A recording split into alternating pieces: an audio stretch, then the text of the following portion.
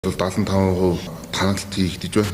75%-аар танах юм бол бид нар өндөр амжилтаа бид нар баттгаж чадахгүй. Цаашдаа энэ спорт манаас илүү хөгжинэ гэсэн итгэлтэйгээр хүүхдүүд манай бэлтгэл сургуультаа хийгээд эхэлж итэл одоо ингээд төсөв мөнгө маань ингээд 75%-аар танигдж байна.